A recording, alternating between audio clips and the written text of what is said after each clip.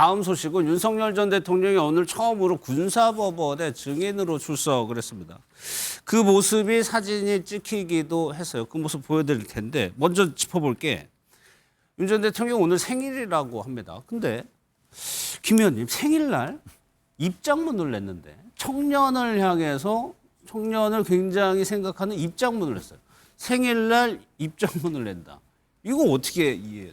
일단 제가 보니까 그 윤석열 전 대통령이 구속됐다가 현직 때 구속 취소된 적이 있었거든요. 예. 근데 구속 취소됐을 때 구치소 정문 밖을 나오니까 굉장히 우리 젊은 청년들이 꽈잠을 입고 있었죠. 그때 환영해 주게 예. 있었거든요.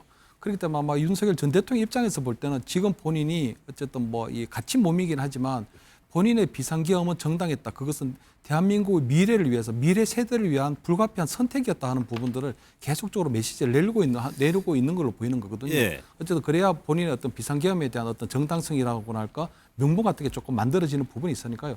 또 한편으로 볼 때는 이재명 정부에 들어와서 청년 일자리를 계속 감소하고 있거든요. 지난 분기에 보면 중장년층의 일자리 늘었는데 청년의 일자리가 줄었고 그냥 쉰다고 하는 청년들도 굉장히 많기 때문에 예. MZ세대가 느끼는 어떤 상실감 또는 NZ세대가 느끼는 어떤 정권이 교체됐는데도 불구하고 어떤 여러 가지 일자리 상황이나 이런 것이 나아지지 않고 있다는 불만 이런 것들이 좀 그대로 있는 부분이 있거든요. 예. 그렇기 때문에 아마 윤석열 전 대통령을 보면 그러한 부분들, 그러니까 비상계엄에 대한 여러 가지 정당성 명분도 미래 세대를 위한 당신들을 위한 것들이고 지금 어떤 정권이 교체되었지만 마찬가지로 여러분들의 삶은 힘들지 않느냐 예. 이런 부분에 대해서 계속적으로 메시지를 내고 있는 것이 아닌가 뭐 그렇게는 보입니다. 그래서 어떤 표현을 썼냐면 본인은 이제 자녀가 없죠. 자녀가 없으니까 청년을 자녀같이 생각을 한다는 겁니다. 그러면서 계엄을 한 이유 중에 하나가 이 자녀, 청년들에게 올바른 나라를 물려주려고 하는 것이 그 이유 중에 하나다. 참, 계엄 이후에 지금 살이 계속 붙고 있습니다. 아마 지금 윤석열 전 대통령은 저런 그 이야기들을 해 나가는 거 보면 제가 볼 때는 그 청년들에게 갑자기 편지를 보낸다던가 예. 이런 걸 보면 사실상 법리 대응은 이제 할 시기를 지났다.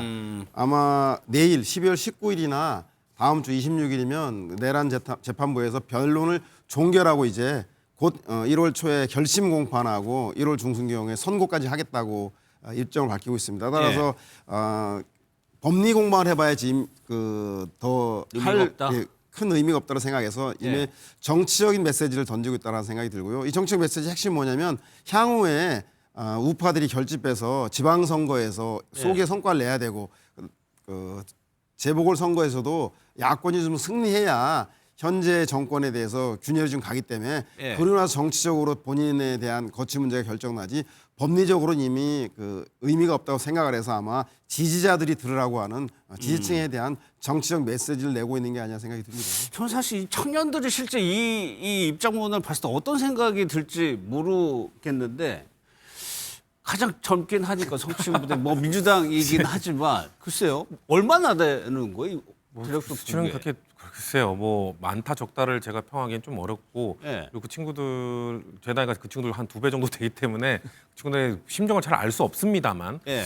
적어도 그 윤석열 전 대통령이 이렇게 청년 세대에 어떻게 보면 제가 볼 땐 거의 집착에 가까운 것 같거든요. 상당히 구애를 하고 있는 이유는 본인이 이 탄핵이 되는 과정 속에서 청년들의 지지를 받은 게 상당히 좋았던 것 같아요. 그러니까 놀랍기도 하고 예상을 못했던 것이기도 하고 이렇게 2030 세대는 보통 진보 진영 좋아하지 않나? 진보 진영 지지하지 않나? 이런 생각을 갖고 있는데 예. 오히려 지금 보수 진영 안에서 다른 세대들이 나의 탄핵이나 이런 것들 적극적으로 막아주지는 않았는데 예. 2030 세대 중에 일부가 나와서 나를 응원해주고 지지해줬다. 거기에 어떻게 보면 감명을 받았던 것 같아요. 그래서 그 이후에 계속해서 메시지를 보내고 있는 것 같은데 평론가님께서 말씀하신 것처럼 지금 윤석열 전 대통령은 법리 싸움에 이런 메시지나 이런 것들이 도움이 되지는 않습니다. 다만 아까 말한 것처럼 보수 진영의 결집 이런 거에 청년 세대들이 좀 나와줘야 뭔가 이 아스팔트 이 태극기 집회하는 것보다 거기에 청년 세대들이 좀 있어야 이건 정말 보수 전체의 목소리다. 보수 전체가 윤석열 전 대통령을 응원하고 있다. 이런 모습으로 보일 수 있잖아요. 그렇기 예. 때문에 그들에게 좀 구애를 하는 것 같은데 근데 글쎄요. 제가 알기로는 요즘 집회나 이런 데 청년 세대들 거의 잘 안 나오고 있는 걸로 알고 있거든요. 예. 그 당시에 뭔가 탄핵이 되기 전에 뭔가 보수 정말 결집할 때는 그때는 좀 대학생들이 이른바 꽈잠을 입고 좀 나오긴 했었는데 탄핵된 이후에는 저는 현장이나 이런 데 그렇게 많은 청년들을 보지 못한 걸로 알고 있기 때문에 저런 예. 메시지가 갖는 힘은 별로 없을 거라고 봅니다. 뭐 이준호 대변인은 다르게 생각하실 수도 있을 것 같은데 물론 윤 전 대통령을 지지하는 사람과 국민의힘 지지가 좀 다를 수도 있겠지만 실질적으로 유입되는 당원들이나 이런 거 보면은 청년이 차지하는 비중이 큽니까? 예, 상당히 좀 큽니다. 청년들이 우파 지지하는 청년이 좀 늘고 있다는 건요. 이제 우리나라만의 현상이 아니라 좀 전 세계 글로벌적인 현상으로 좀 나타나고 있습니다. 네. 그리고 청년들이 좌파 정권이 들어섰을 때 환멸을 느끼고 거리에 나와서 시위하고 집회하는 것들도 전 세계적으로 나타나고 있죠. 물론 중도층 이제 중산층 죄송합니다. 이제 개발층 네. 중산 국가 이제 이런 데서 주로 나타나고 있는 거고요. 개발도상국? 개발도상국 예, 죄송합니다. 예, 예. 그 말이 안 떠올라서 그랬는데 개발도상국 중심으로 나타나고 있는데 네. 우리나라는 뭐 선진국 수준이니까 거리에 나와가지고 아직 뭐 시위라거나 집회할 정도는 아니지만은 여전히 이제 청년들이 가지고 있는 핵심 테마는요 바로 공정성입니다. 내가 네. 노력한 만큼 보상이 따른다. 내가 노력한 만큼 성취할 수 있다. 그런 이제 사회 시스템이 보장이 되지 않는다 그러면 예. 청년들이 거리로 나올 수밖에 없는 거고요. 그런 이제 시스템을 원하기 때문에 우파 정부를 지지하는 게 아닌가 싶은 생각이 들고 그렇다고 하면 윤석열 대통령 입장에서는 우파들에게 우파에 확실한 지지를 보내주고 있고 또 행동 가능성, 모멘텀이 생겨야겠지만 어쨌든 행동 가능성이 높은 세대가 바로 청년 세대 아니겠습니까? 예. 그래서 아마 윤석열 전 대통령은 올 연말을 맞아서 또 신년이 되면 또 또 청년들에게 소감을 메시지 또 한 번 더 낼 것 같은데 또 내나요? 연말에 네. 한 번 더 청년에 대한 메시지를 내고 신년에 또 한 번 내고 이렇게 계획적으로 계속 청년들에게 소구하는 그런 메시지를 내지 않을까 생각이 듭니다. 그러니까 오늘 재판에 나와서도 증언을 거부한다고 얘기해 놓고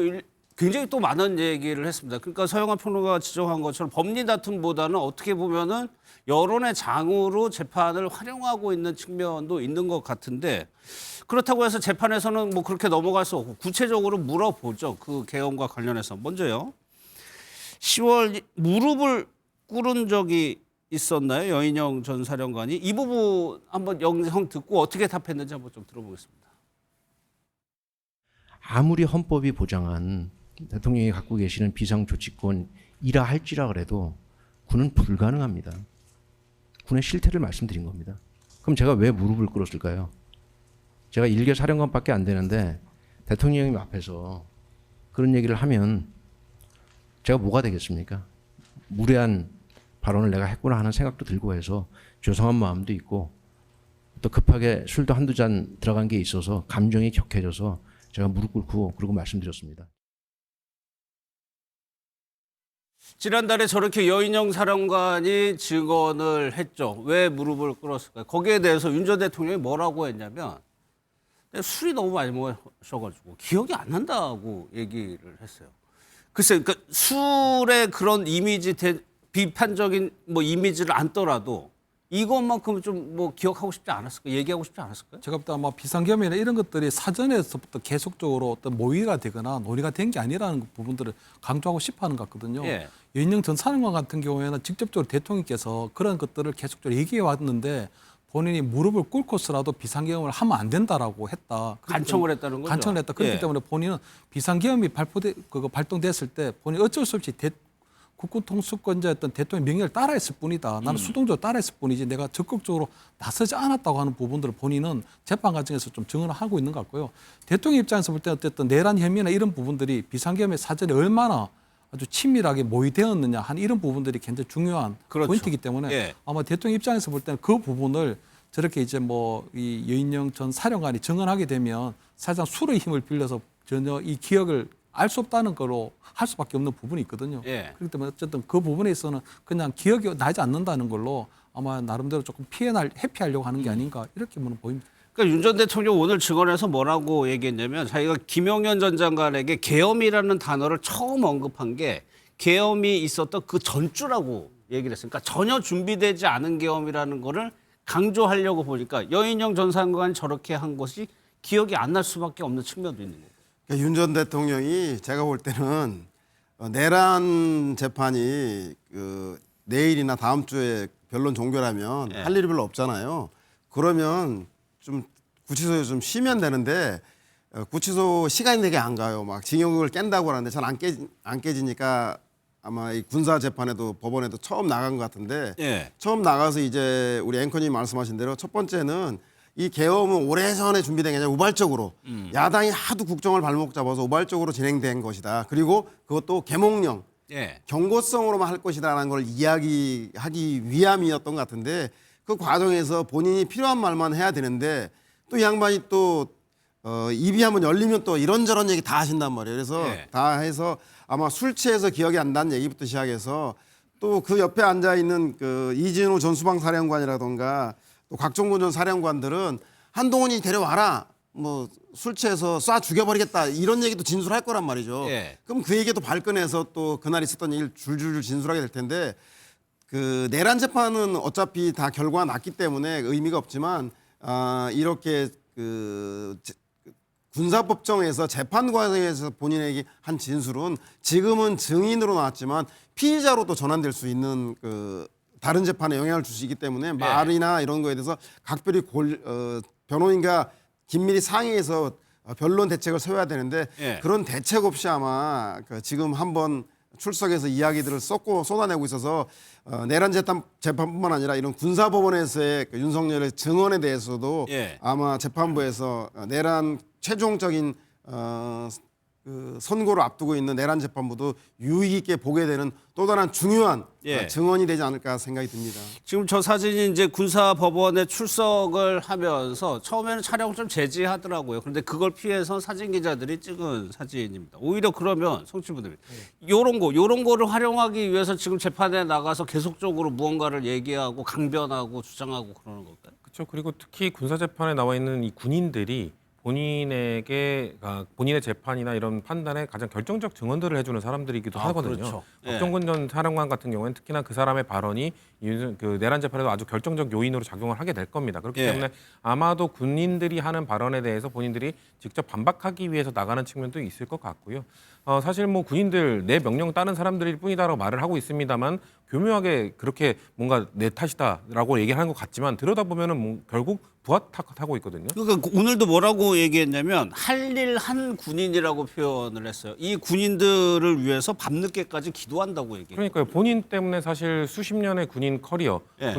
수십 년을 어떻게 보면 우리를 지키기 위해서 노력한 군인들이 정말 마지막에 지도자 한 명 잘못 만나서 지금 내란 중요 임무 종사자가 될 위기에 처해 있는 거 아닙니까?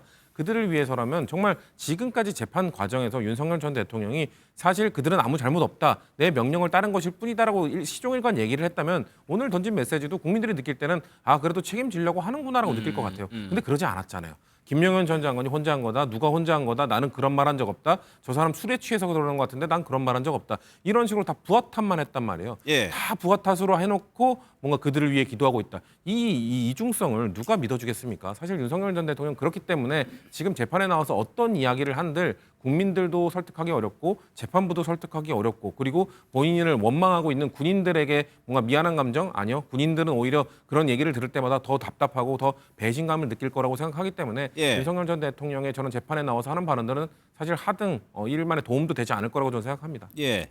그런 대목도 있네요. 검찰에서 이렇게 표현을 했나 봅니다. 내란 우두머리라는 표현을 했나 봐요. 그러니까 이제 윤 전 대통령이 내란 우두머리로 기소된 사람이지 우두머리는 아니다.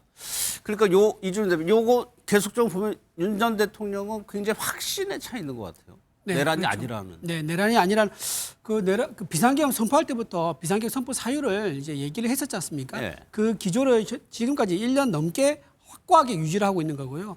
내란이 될 수가 없다, 성립할 수가 없다. 대통령으로서 헌법이 보장한 비상 대권을 행사해서 뿌리다라는 네. 것을 계속 강조하고 있는 거고요.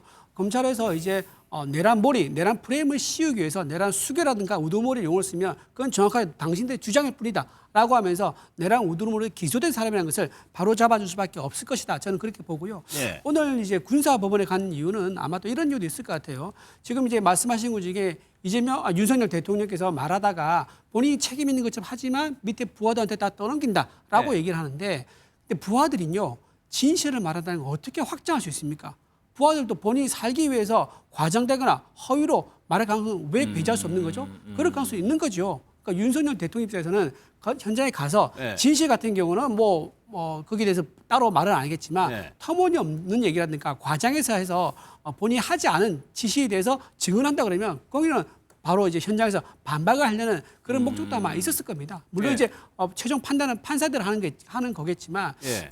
전체적으로 부하 직원들이 진실만 말한다 그런 예단을 갖고 본다 그러면 이거는 공정한 재판을 볼 수 없는 거겠죠. 그럴 수도 있습니다만 그냥 요게 상충되는 거 아니냐는 거예요. 정보사에 가령 성관이의 정보사 간 거 언론 보고 알았다.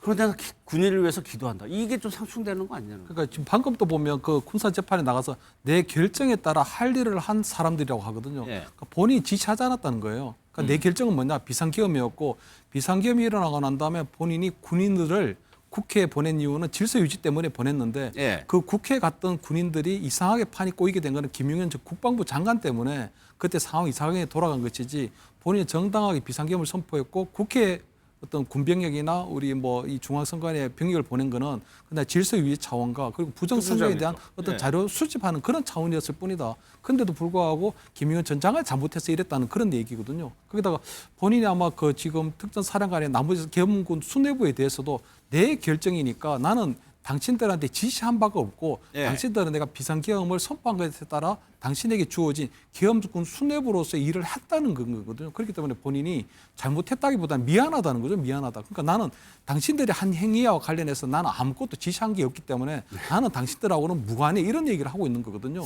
예. 그래서 저는 오늘 군사 재판에 가서도 보면 결국 본인이 어떤 마지막까지 아까 얘기하신 거와 좀 틀리 마지막까지 이 부분에서는 내랑 우두머리 관련해서는 본인의 어떤 무죄 그리고 예. 법리적인 어떤 투쟁, 어떤 법리적인 다툼 이런 것들을 끝까지 하려고 하는 것이 아닌가 그런 부분이 좀 네, 제가 한 말씀만 드리면 윤석열 전 대통령의 저런 그 내란 법정이라든가 군사 법정에서 군 검찰과 특검의 공소 사실과 그다음에 증언 증거에 대해서 저렇게 부인하는 게 첫 번째는 재판부에 거의 실익이 별로 없어요. 예. 두 번째는 더 우려되는 점은 본인이 저렇게 자꾸 나오면 1심 선고 이후에 자꾸 이렇게 부인하는 게 많으면 2심 때 민주당은 정부 여당은 분명히 저렇게 부인하니까 종합 2차 특검을 하자. 2차 종합 특검을 하자라고 나올 수 있는 명분을 스스로 쌓아갈 수 있다라는 점을 윤석열 전 대통령은 분명히 해서 예. 시인할 건 시인하고 1심의 결과에서 더 이상 논란이 없게끔 예. 재판 전략을 새롭게 짜나가야 되는 게 아닌가 생각이 듭니다. 근데 아니 오늘까지 이런 주장을 계속하는 거 보면 1심 선고가 나도 네, 그렇습니다. 뭐 전혀 태도 변화 없을 것 같은데. 제가 봐도 그렇기 때문에 저는 그 민주당이 지금 현재 1심 선고에 따라서 향후에 내란 전담 재판부라든가 2차 종합특검이라든가 이 불길이 얼마나 세지 약할지 결정이 날 텐데 이렇게 윤석열 전 대통령이 계속 부인함으로써 예. 향후에 불씨를 더욱더 키워가는 건 아닌가라는 생각이 듭니다. 알겠습니다. 왜 오늘 왜 그러냐면 오늘 또 그런 얘기를 했어요. 검찰이 위증 기소를 남발하고 있다라고 얘기하면 기소 자체를 부인하는 상황입니다. 여기서 한 가지 소식을 좀 짚어볼 텐데 대법원이요. 민주당의 내란 전단 재판부 수정안을 사실상 수용한 거 아니냐 좀 조치를 내놨는데 일단은 정청래 대표 얘기 한번 들어보겠습니다. 이 내란 전담 재판부에 대해서 법사위에서 통과시킨 안이 저는 개인적으로 위헌은 아니다라고 판단하지만 일부러 위헌 시비 논란을 자꾸 일으키는 만큼 이 시비 논란 자체를 없애겠다 하는 차원에서 민주당 안을 마련하겠다라는 말씀을 드립니다. 직위원식의 침대축구식 재판 그리고 법정에서의 모욕과 조롱 이런 부분을 원천 봉쇄할 수 있도록 역할하기를 기대합니다. 더 이상 직위원식의 재판을 국민들께서 보면서 짜증내고 우라통 터지고 분통 터지는 일이 없기를 기대합니다. 이 내용은 성신부 대변인께 짧게 여쭤볼게요. 그러면 대법원이 내놓은 조치 여기 핵심이 위헌 논란이 굉장히 많았는데 대법원이 이렇게 조치를 내놓고 위헌 논란이 이제 사라지는 겁니까? 대법원이 그렇게 했다는 거는 사실상 거의 다 제거됐다고 보면 되는 거라고 저는 해석을 하고 있고요. 예. 왜냐하면 이 내란 전담 재판부를 누가 추천할 것인가 이게 사실 위헌 소지의 가장 큰 얘기였거든요. 그러니까 그걸 추천할 때 예를 들면 법무부 장관도 추천위에 들어간다. 그러니까 법무부 장관은 행정부 소속이잖아요. 사법부 예. 소속이 아닌 사람이 들어가는 거는 이건 위헌이다라고 주장을 했던 건데 저희 당은 그렇게 해석하지 않았습니다만 어쨌거나 이것도 바꿨습니다. 수정안에서 그냥 사법부 내부에서 하기로만 바꾼 거기 때문에 가장 큰 요인이 빠졌기 때문에 저는 대법원도 받아들인 거라고 생각합니다. 본인들이 결정하면 되는 겁니다. 오늘 나온 걸 보면 결국 신속성을 강조하고 있거든요. 예. 그러니까 전담재판부가 예를 들면 전세 사기 전담재판부, 학교폭력 전담재판부, 피해자들을 위해서 빠르게 판결을 내려줘야 하는 재판을 전담재판부로 설정을 해서 그 재판부는 다른 재판을 다 중지하게 되고 거기에만 올인할 수 있도록 한다라는 게 전담재판부의 취지였잖아요. 예. 이번에 대법원이 발표한 거 보면 내란 전담재판부 얘기 만들고 그거에 임명된 사람들은 다른 것 아무것도 안 할 수 있도록 조치를 취한 겁니다. 그렇기 때문에 이것도 속도를 내야 된다. 왜냐? 내란과 관련된 피해자는 전 국민이기 때문에 예. 이거에 대한 속도를 내는 것들은 대법원 안에서도 인정을 했기 때문에 오케이 위헌 소지 없고 이거는 그럼 준비를 해야겠다는 차원으로 받아들이면 되기 때문에 더 이상의 논쟁은 저는 불필요할 거라고 생각하고 있습니다. 알겠습니다.